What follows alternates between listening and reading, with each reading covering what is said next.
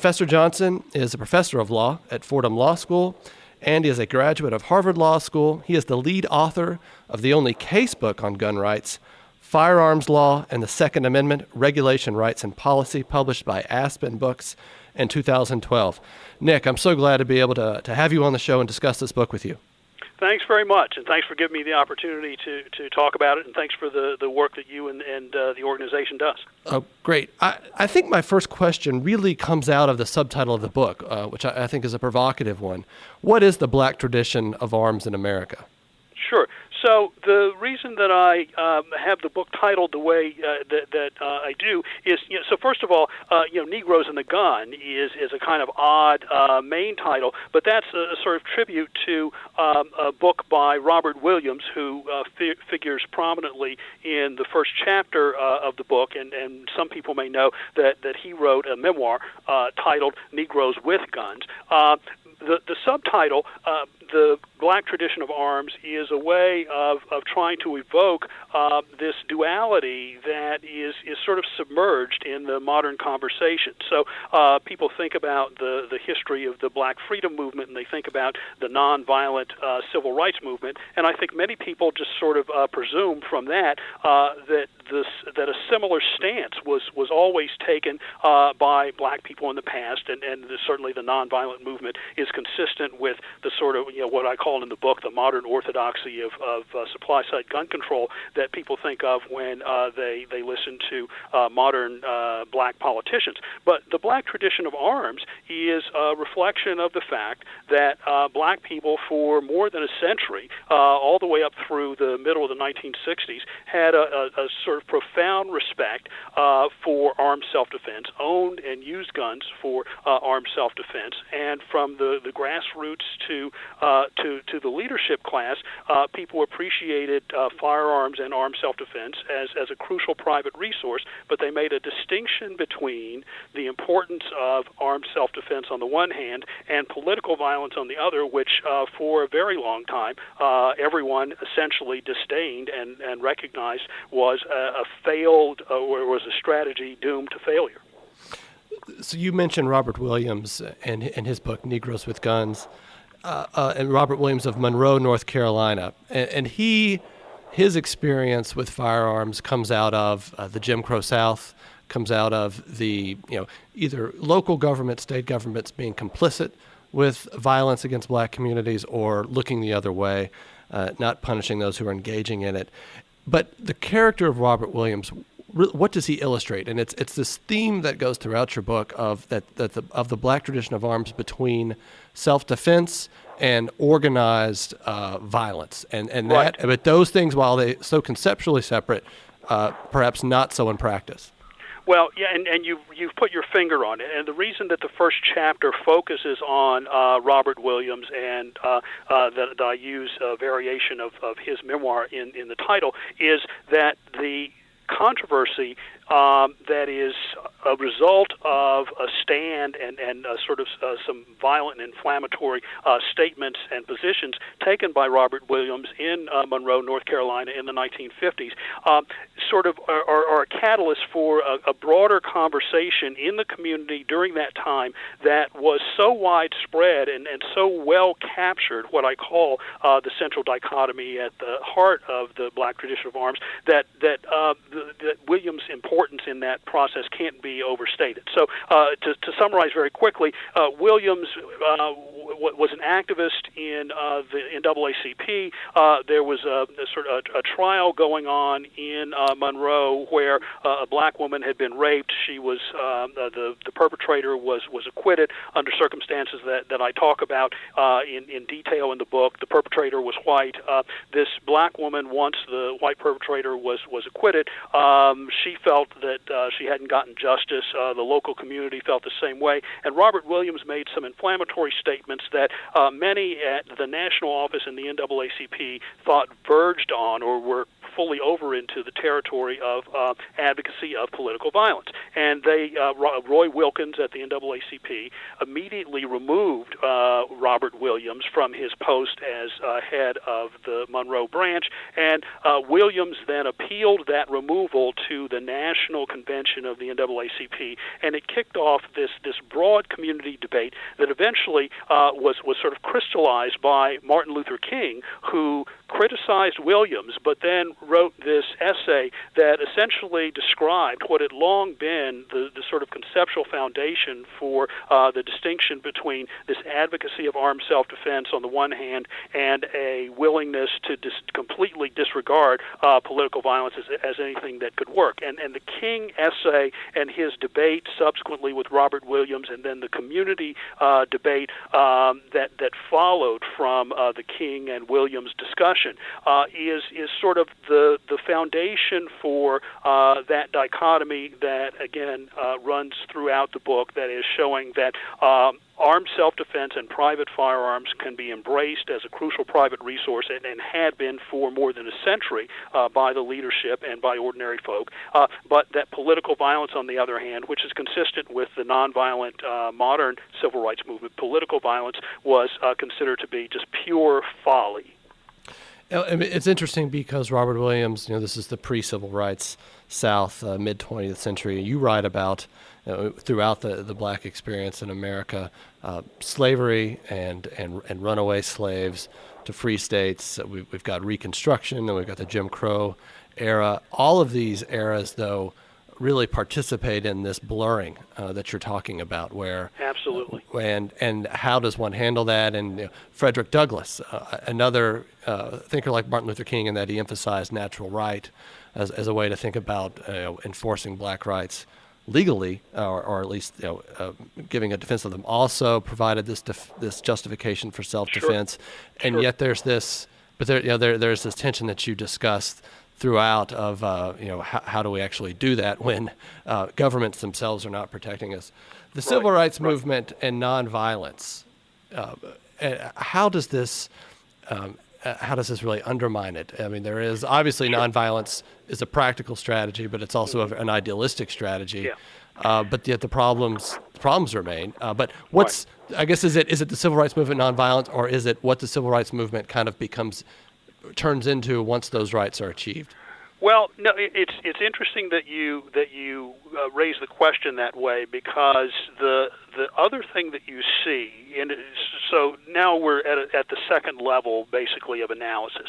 So conceptually, there is, for the most part, and certainly you had radicals in every age who were pressing on this dichotomy between political violence and individual self-defense. But for the most part, as a matter of at least theory, as a matter of philosophy, people respected that boundary. The thing, though, as you get into practical circumstances, is that violence is a whirlwind. And there are a number of episodes in the book, and I continue to reinforce this in the commentary, where we see something that might start out as an episode that you would look at and fairly classify as pure individual self-defense, no political connotations involved, but either because of backlash or because that violence continued to swirl out in an uncontrolled way, you found that something that started out as a clear case of individual self-defense ended up in a category, or pushed into a category where we could fairly worry about political violence. And the way that this problem was finessed over time, certainly by officials who were thinking about on a grander scale, or who were worrying about the implications of political violence, is that you simply had people who were more cautious than others. That is, Martin Luther King, in both rhetoric and in practice, steered very far away from the boundary against political violence. That is, he gave it wide berth.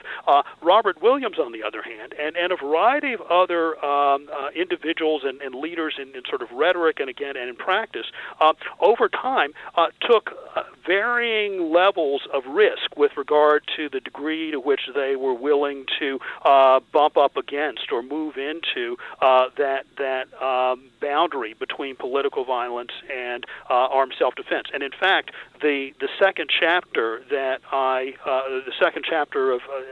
first chapter of the book is titled Boundary Land, and what I try to evoke there is just the fact that this boundary between political violence and self-defense is not a bright line, that in the same way that we today contest episodes of legitimate self-defense versus those that are not legitimate, we understand that that is not a bright line, that these are fact determinations in the legal sense that allow us to recognize that there are complexities that have an impact on whether we think someone has operated within the boundaries of self-defense. And in the same sense, over a long period of time, we saw people in the leadership class, certainly of the black community, engaging this question of whether some particular advocacy or some particular act was over the boundary into political violence. I mean, one of the other people that folks may be familiar with or not, a fellow named T. Thomas Fortune, who was a radical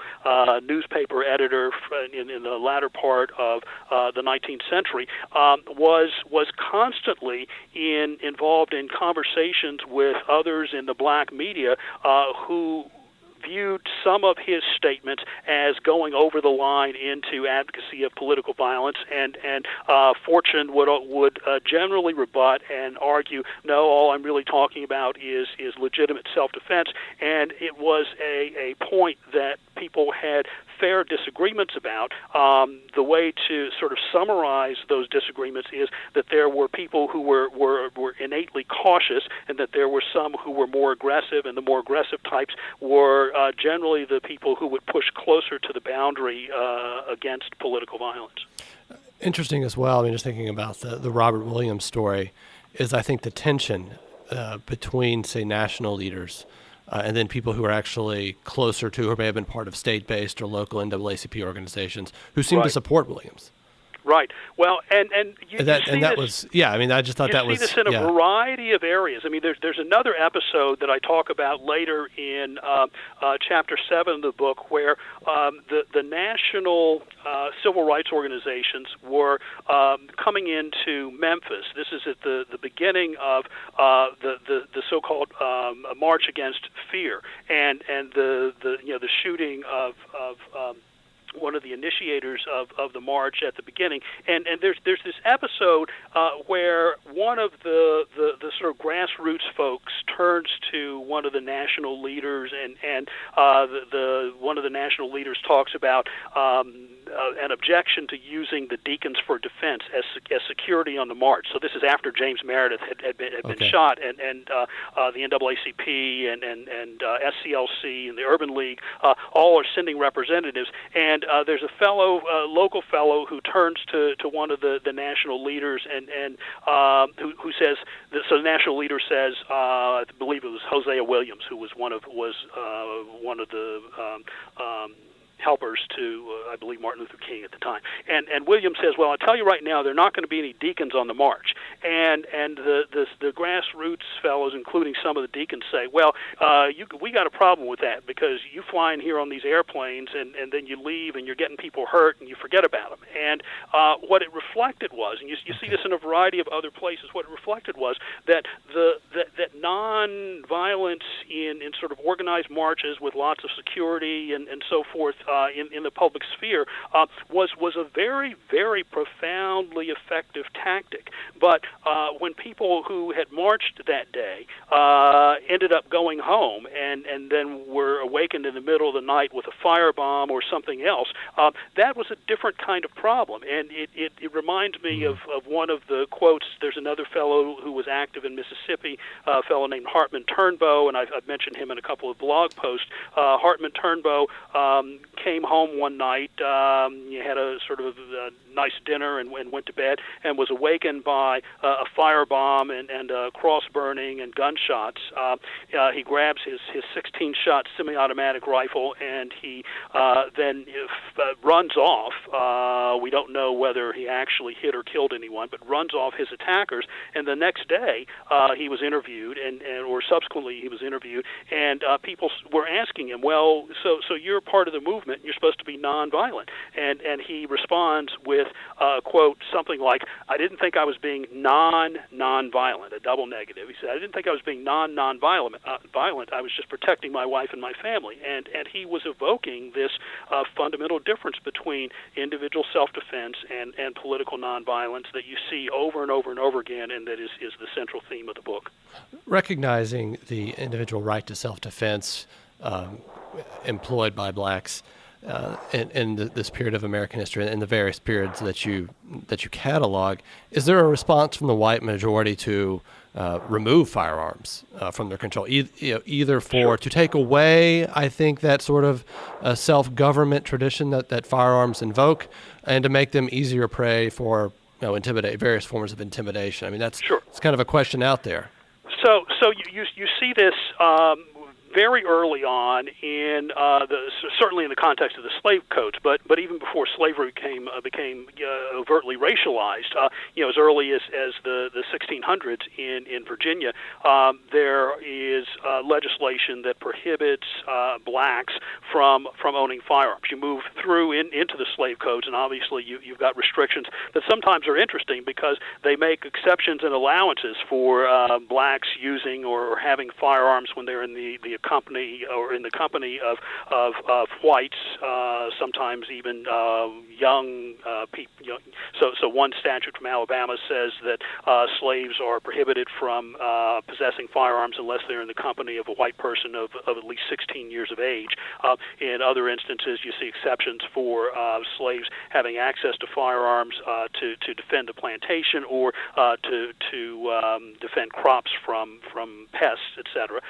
But in the pre-Civil War period, there are also, and this is mainly dealt with in Chapter 2, there are also a variety of episodes where we see fleeing slaves, and certainly slaves who had already fled to the north, who were fighting off slave catchers come to retrieve them, fighting off slave catchers who were operating under the authority of the Fugitive Slave Act and the Fugitive Slave Clause of the Constitution, fighting off slave catchers with guns that sometimes they had stolen, sometimes they had acquired through associations with free people or with sympathetic whites. Sometimes we don't know the source of the firearms, but there's surprisingly large number of these sorts of episodes, and even in people may recall William Still, who is, or may know of William Still, who is the often touted as the father of the Underground Railroad, and who wrote a very long account chronicling a variety of fugitive slave escapes that he was witness to as an agent of the Philadelphia Vigilance Society and in the sort of 1840s, 1850s. Still has in his 19th century work a variety of images of these are engraved images of slaves fighting off, or escaped slaves fighting off slave catchers and fighting off U.S. Marshals who were operating under the authority of the Fugitive Slave Act of the Compromise of 1850, which included a new version of the Fugitive Slave Law, fighting off marshals, fighting off slave catchers with firearms, often successfully. And one of the episodes that I used to close the second chapter of the book is the fairly well-known episode of the Christiana Resistance, which was William Parker and an entire armed community fighting off slave catchers who had come to retrieve both Parker and some fugitives who were living with him, and they end up escaping to Rochester, New York, and are sheltered ultimately by Frederick Douglass, who sends them over into Canada, and then who takes from in the last sort of scene of the escape, Douglass takes from Parker what he describes as the the revolver dropped from the cold dead hand of the slaver Gorish, who was the fellow who was in pursuit of Parker, and it's a memento that Douglass cherishes for the rest of his life, and it's consistent with Douglass's other statements about. So, for example, there's this famous statement by Frederick Douglass that says that a good revolver is the best response to the Fugitive Slave Act, and again, this was a kind of recognition that the state was no answer. In fact, the state was overtly hostile in the context of the 1850s. That some state governments, Pennsylvania, for example, had some sympathetic laws, but that reliance on certainly the federal government and most state and local governments was just an absurd proposition at the time that Douglass was operating. So the redress to firearms was something that was quite common.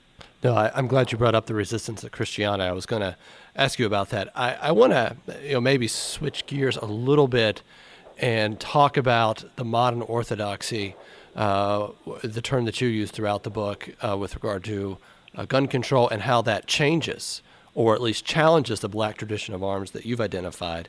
But also I want to think, and I think this resistance at Christiana and a lot of other historical experiences, I think, kind of led me to this question, which may be strange to you, but when we think about, say, the the white tradition of arms or the traditional tradition of arms in America, of being bound up with corporate defense, self-government of communities. I mean, this is part of what the Second Amendment is about. Also, hunting. It is embedded in a way of life, and these are good things. And yet, so that, let's say that's the orthodox tradition of gun ownership in America. Of course, that will be challenged by the gun control movement in the last few decades. And then we have a black tradition, which has to, in effect, it has to walk through a process of emancipation and equalization, I think, in order to get to that experience of guns. And yet we have that, we at least legally, formally. And yet we don't, the black community doesn't get there with a black tradition of arms. What you get is, something like a progressive mentality that you identify that seems to alter that. Right. And so you after the Civil Rights Act, what you get is increasing amounts of gun control and a challenge to that. So maybe we can talk about that. Sure. Well, it's really, I've done a lot of talks about the book over the last couple of months, and this is one of the most intriguing questions that I've gotten. It takes me a little bit beyond the things that I do explicitly in the book, but things that I've talked about in other places. So to sort of get the moving parts kind of settled, so I use the term modern orthodoxy as a way of talking about the sort of view of firearms that you get from the modern black political class, which is basically synonymous with the view of firearms that you get from modern progressives. So blacks vote predominantly Democrat, and the Democrats are basically the party of gun control. None of that should be surprising to people. But the other things that you talked about, that is, so you do have this modern orthodoxy, which makes it seem sort of odd for somebody like me, a black law professor teaching in a New York law school, to be writing sympathetically for 20 years about the Second Amendment and firearms rights. But there's an aspect of my experience that goes to that and goes to part of your question. So that sort of prosaic and beneficial firearms culture that you were talking about earlier, where people were using guns and are using guns for hunting and are thinking about them as part of the tools that people might use in terms of community defense and guns as sort of a civic virtue. That actually was my experience growing up, and I think as the more I talk with people, lots of black people about this book, certainly people who've grown up, blacks who've grown up in a more rural versus an urban culture, will find that experience and those images quite familiar. I mean, I grew up in a place where everybody I knew had guns. All of the sort of the sober, mature black folks in the church and the merchants and so forth had guns. My grandparents lived in a place where I guess my experience with the first time I saw somebody shoot a gun was hog killing day in around Thanksgiving. But the guns were always there. My grandmother used them to shoot pests that were in her garden, and that was, I guess, the thing that allowed me very early on to come at the firearms question with more of an open mind than someone who grows up thinking that the guns are evil instruments that only criminals have. So certainly in rural America, I think one still finds this very sort of strong and kind of prosaic culture of black gun ownership. I mean, certainly the people that I grew up with, who are still down where I was born, those people still have guns. They're just, you don't see them on the nightly news, and I guess they're not part so much of popular culture. But the other thing that happens here, and I talk about this in the last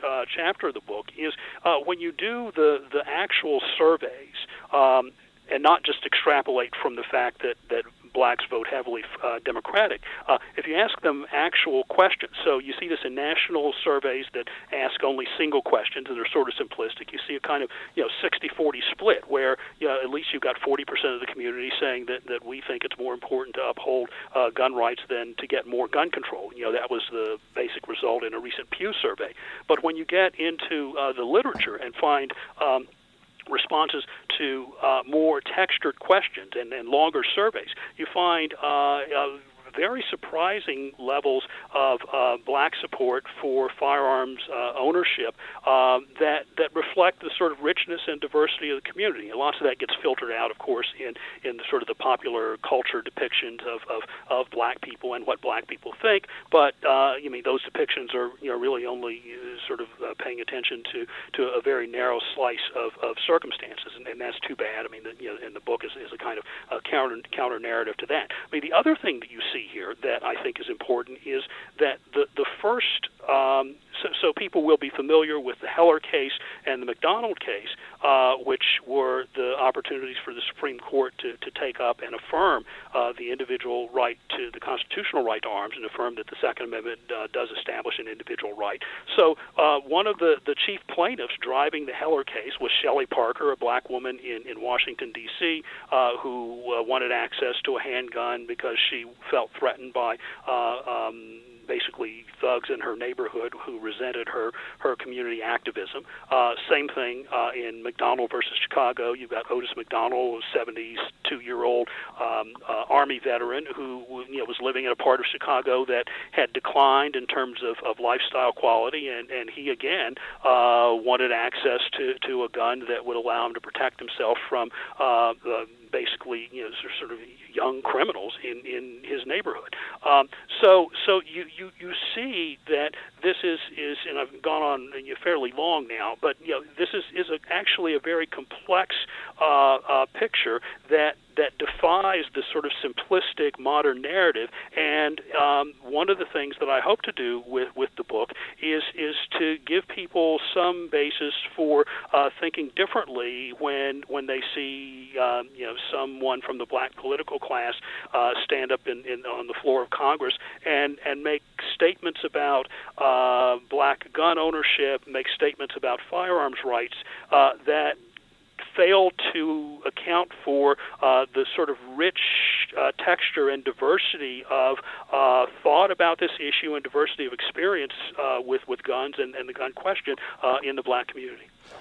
Yeah, no, I'm glad you brought up Shelley Parker. I want to talk about that. One of the kind of aspects of the question that I asked you is thinking about the black tradition of arms that you talk about as being really something that had to be resorted to almost for existential reasons. Right. And I guess part of what I was wondering, not presuming to know anything, is, could it be that the gun is just seen as it never really instantiated itself? Now you've given an interesting answer about a rural tradition, but I guess that was something that I was wondering about. It was seen as a necessity, but once legal equality was achieved, perhaps no longer, more so. Is that the case? And then we've got, I think it's fair to say, kind of a black voting bloc that moves into, I think, progressive political ideology, or that sees that as a way to advance. And yet the progressives profoundly change on guns. Sure. And so I guess I'm thinking there. I guess an idea that when I read your book, kind of another question that came to mind is your project. I think, and you were talking about the complexity and the diversity of the experience that a lot of folks have just missed, is thinking about self-government, and so individual freedom and self-government, and citizens not necessarily looking to government and progressive solutions. And seeing, and actually with the case of Shelley Parker, seeing a lot of these progressive solutions as just bankrupt and failing. And I wonder, is that kind of like a larger project of your book too? Is this a way to revive, say, a classical liberalism within, and what I'll just say black community in quotes, but that may not be your true. So. Well, it's an interesting. I mean, there's so much in what you just said that I'm trying to figure out how to order it now.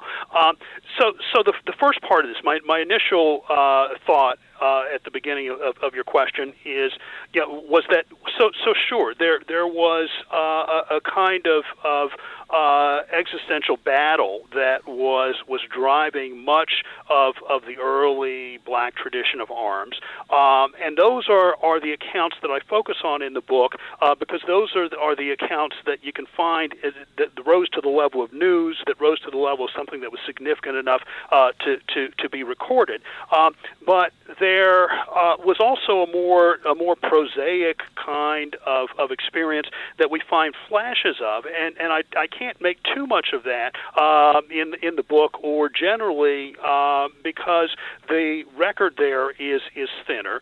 But one of the things that ultimately I talk about as I move from sort of the middle to the end of the book is this basic idea that arms for self-defense are an important right of citizenship, just as a kind of practical recognition of the limits of state power. So yes, this is not even a question of a philosophy about what the boundaries on state power ought to be. It's simply a reflection of something that we all know. So regardless of what people think about guns, most people ultimately would recognize that the principle of self-defense, putting aside technology, that the principle of self-defense is sound. And what the principle of self-defense says is, or what it recognizes is, that there is a window of imminent threats, a place where people may be placed in danger,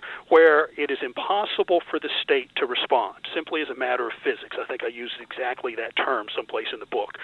And where that is the case, it is absolutely true, and most people will ultimately acknowledge that you are on your own. So to the degree that one embraces a sort of broad progressive view about the whole panoply of things that the community or the state should be doing for individuals, it is still undeniable that under certain circumstances, self-help is the only option. And the armed self-defense themes and critiques that run through certainly the last part of the book really emphasize that. And I suppose just at a broader philosophical level, you could say that people who have deeply embraced a more progressive political agenda will in fact have a difficult time reconciling this fact, reconciling the need for self-help within the window of imminent threats with their broader agenda. And I spent lots of time writing about this, lots of time on, I've been working on Second Amendment issues for 20 years. This is actually only the second time that I've really tried to connect it with any sort of critique of race. In other instances, I end up talking more broadly about the viability of the sort of progressive responses. So, the traditional progressive response, really rooted in sort of the rise of the black political class in the middle of the 1970s, was something that generated the kind of problem that Shelley Parker was wrestling against. So, Washington, D.C. banned handguns with the view that the community response, the community's answer to the dangers of gun crime was supply controls, and in theory, you could see how people might think, well, that makes sense. If no guns really does equal no gun crime. Well, everyone who's serious about this recognizes that that's simply a fantasy in a country that already has 325 million guns, and a place where we've got a culture that embraces firearms rights. We are an armed society, and it's just a pipe dream to push supply controls in a place where we've got as many guns as we have people. So even those who don't like firearms, I think, have to wrestle with and acknowledge that reality.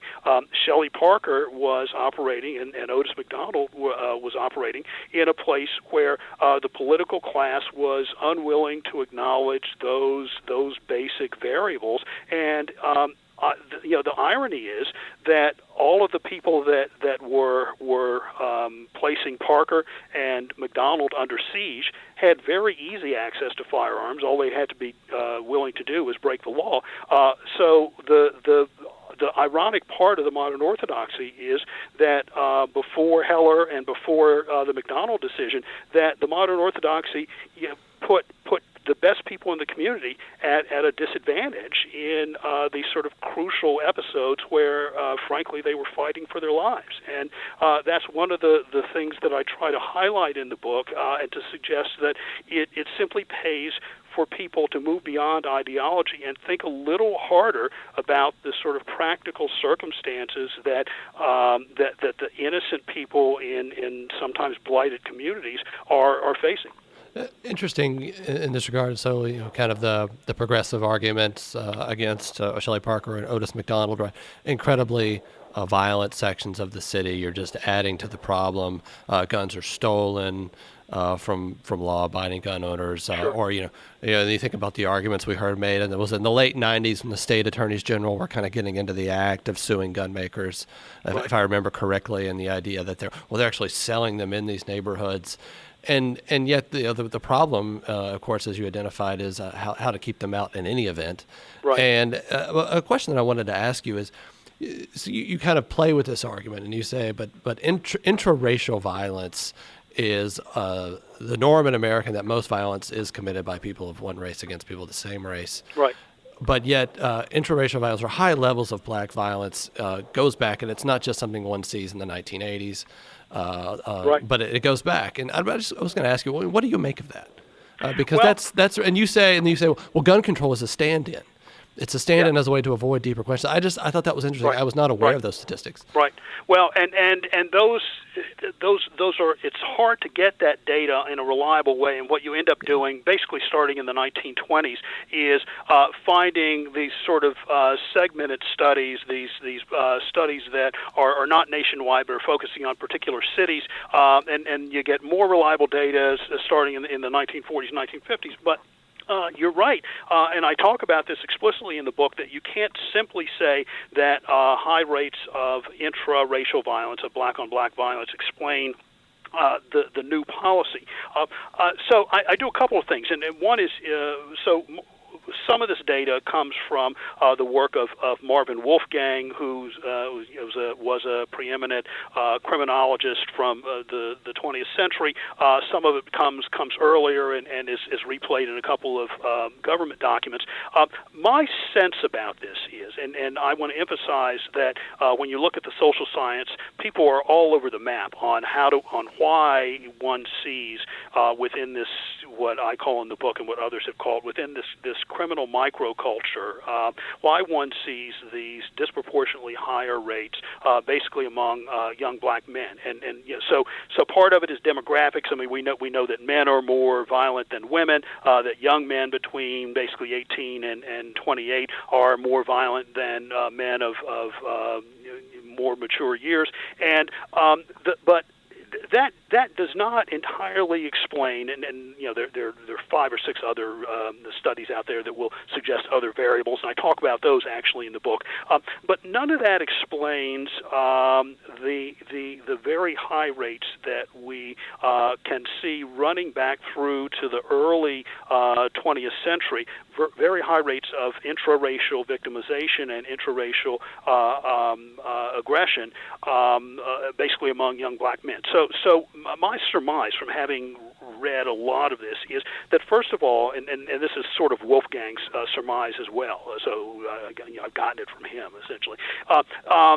This should resonate that when people are desperate, and Wolfgang would say sort of economically desperate, but you might also identify places of cultural or social desperation. People feeling like they don't just don't have a chance. So when people are desperate, they behave in desperate ways. And the early material that one finds, certainly in Wolfgang's study of Philadelphia, so shows a kind of surmise by him that what we were looking at were people who were at the very bottom of the economic spectrum. Now, certainly, just being poor doesn't mean you're going to be a criminal. So what are the other aspects of desperation? One of the things, I was just talking with someone, another or a social scientist about this recently. One of the other things that you see in the modern era is that most of the men who were involved in these episodes of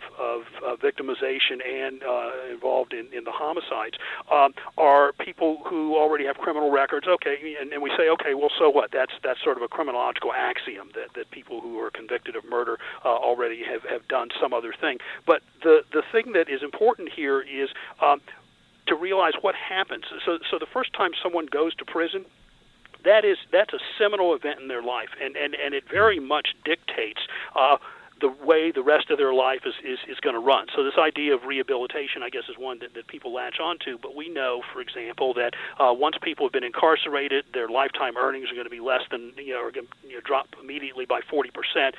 Young men who've already been incarcerated, I think, are among the most desperate people in our society. And I think, and again, this is material that I'm working on reading, can't prove it any better than anyone can prove any of the other sort of sociological assumptions that surround this question.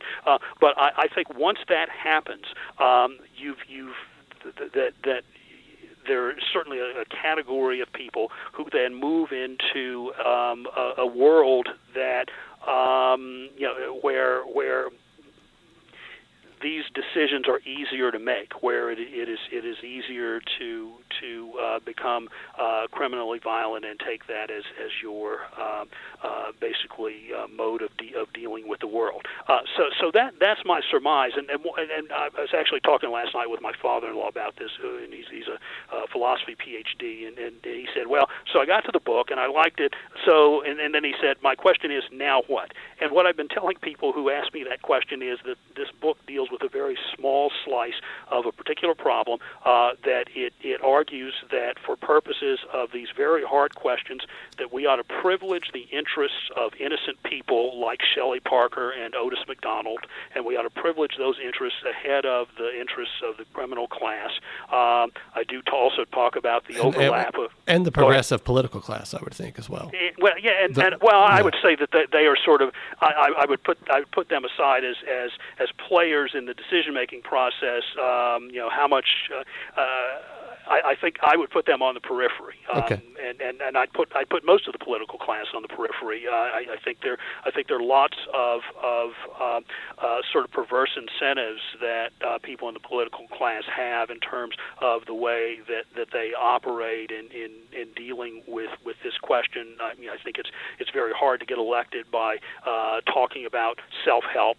No matter who you are, the coin of the political class is a promise of public solutions, even to things that don't really have viable public solutions. So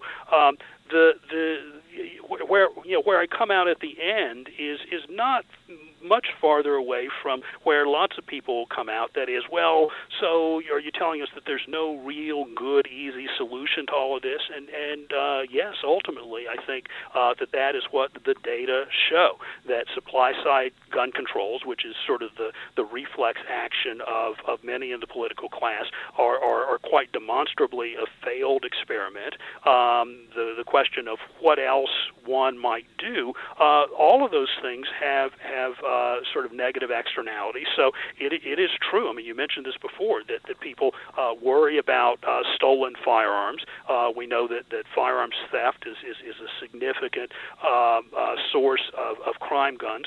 So I think there's no doubt that one needs to have a worry about firearms theft in communities where suddenly you're going to have a higher rate of legal gun ownership and sort of education, and maybe and people will have a conversation about how to respond to that particular problem. But from my perspective, that problem and problems of that stripe are not significant enough to justify completely stripping innocent people of what we come to think of as the best means of individual self-defense. And of course, that is counteracted by just this particular worry by how are the criminals in these places going to change their behavior, knowing that more people are owning guns legally. That's right, and that's one you of the point to that incentives, data as well. Yeah. Yeah, I think. I mean, I think there are people in politics who believe in incentives, and people who don't, and the people who don't think that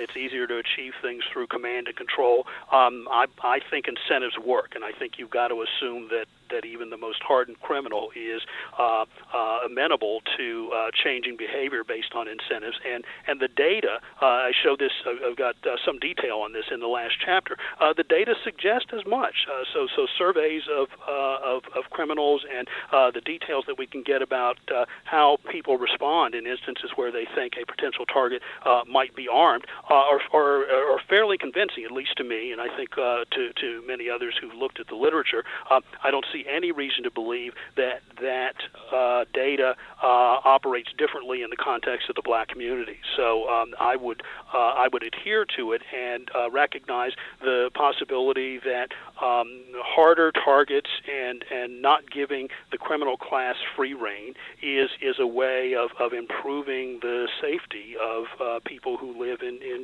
neighborhoods that are afflicted. Yeah, I suppose here as we end, I really did have your father-in-law's question you referenced, which, now what? One of my responses in thinking about the question was the book is incredibly timely, as I think it's becoming very evident that Americans are rejecting gun control policies.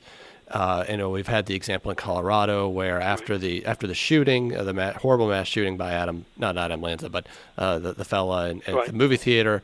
The state imposed a new regime of gun control laws, and those seem to be being challenged in a very visceral way by recall of state senators. Then we had these episodes, and you wrote on them for the website, and Americans didn't really seem to embrace anything at the federal level.